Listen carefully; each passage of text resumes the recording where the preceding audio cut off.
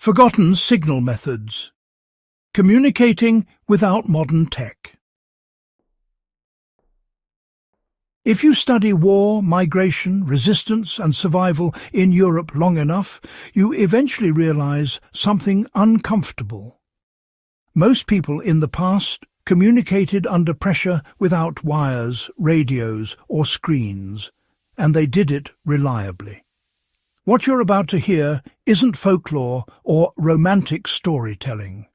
These are tested methods used on battlefields, trade routes, coastlines and mountain passes for centuries. If this kind of deep, practical history matters to you, subscribe to Warpaths of Europe, like the video, and leave a comment with the signal method that surprised you most. Now, let's get straight into it. Visual signals were designed to travel farther than the human voice ever could. Long before electricity, Europeans mastered signalling through line-of-sight systems. Beacon fires are the most famous example, used from Iron Age Britain to Byzantine frontiers. These weren't random bonfires. Each fire was positioned on high ground within sight of the next station, allowing warnings to travel hundreds of kilometres in hours. The Anglo-Saxon Fyrd system used this to signal invasion. Medieval Spain refined it against Moorish raids. The Ottomans ran similar chains in the Balkans. In practical terms, the fire itself wasn't the message. The timing, number and placement mattered. A single, steady fire might mean enemy sighted. Multiple fires could indicate scale or direction. Smoke during the day served the same function. You can still apply this logic today using reflective materials, controlled light sources, or even vehicle headlights in remote terrain. The lesson is simple. Clarity beats complexity. A signal that can be misread is worse than silence. Flags and cloth signalling turn movement into language. Cloth signalling developed wherever visibility mattered. Naval warfare, cavalry manoeuvres and fortified cities. Medieval European armies used banner positions to signal advance, retreat or regroup. On land, the direction and motion of a flag carried meaning. At sea, maritime signal flags evolved into standardized systems by the early modern period, allowing fleets to coordinate without shouting across waves. This wasn't decorative. During the Napoleonic Wars, British naval flag codes allowed entire fleets to manoeuvre under fire. The flags were large, high contrast, and designed to be readable at distance. If you strip away the historical aesthetics, the principle remains useful. Any contrasting fabric or object moved in deliberate patterns can transmit information. Two slow waves can signal safety. Rapid motion can warn of danger.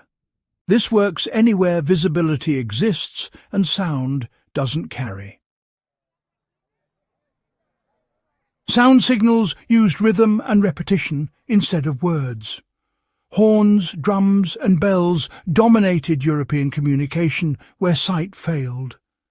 Alpine horns carried across valleys. Church bells signalled invasion, fire or assembly. War drums controlled troop movement long before bugles standardized commands. The key wasn't volume alone, it was pattern. A village knew the difference between a funeral bell and an alarm bell instantly. Roman auxiliaries used drum rhythms to issue commands on the march. Viking war horns coordinated ship landings amid chaos.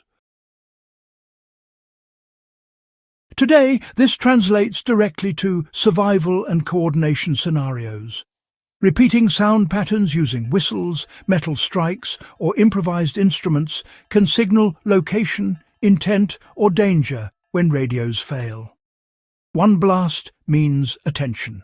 3 blasts mean distress. This isn't theory. It's inherited logic refined over centuries. Ground markings silently guided allies and warned enemies. Not all communication travelled through air. In forests, mountains and contested borders, Europeans relied on signs left behind. Trail markings made from broken branches, stacked stones or carved symbols guided messengers and patrols. Resistance groups during World War II revived ancient marking habits to signal safe houses, enemy presence or supply caches. These systems worked because they blended into the environment. Only those trained to read them noticed. A stone placed upright instead of flat could signal direction.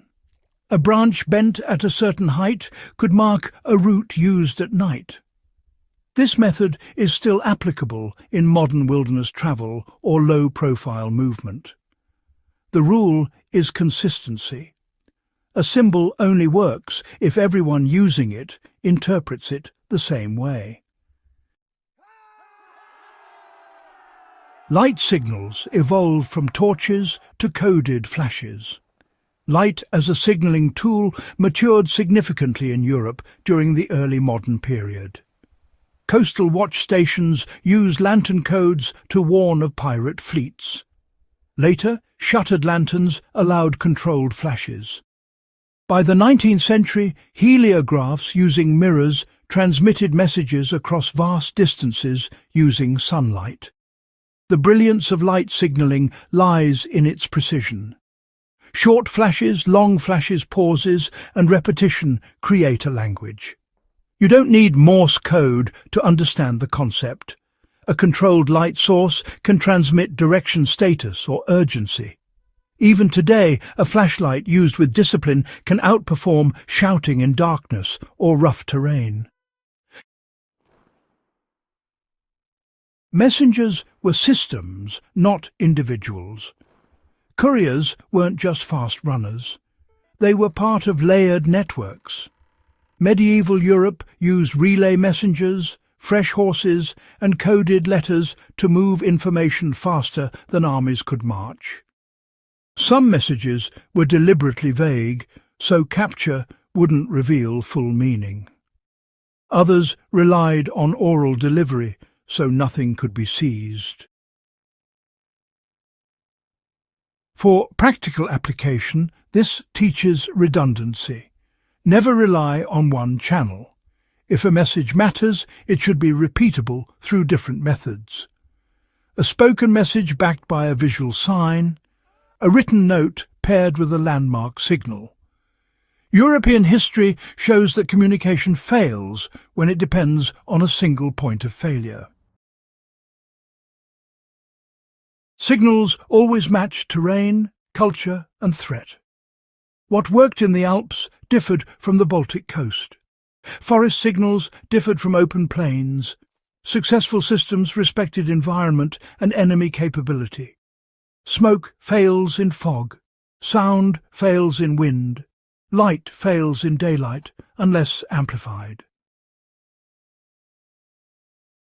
This is the most important lesson to carry forward. Forgotten signalling methods weren't universal tricks. They were adaptable frameworks. Learn the principles, not just the examples. Visibility, audibility, recognition and speed matter more than the tool itself. If this kind of grounded, practical history is what you come to Warpaths of Europe for, make sure you're subscribed. Share this with someone who studies conflict or survival seriously, and leave a comment with the signalling method you want to master first. This knowledge endured because it worked, and it still does if you understand it properly.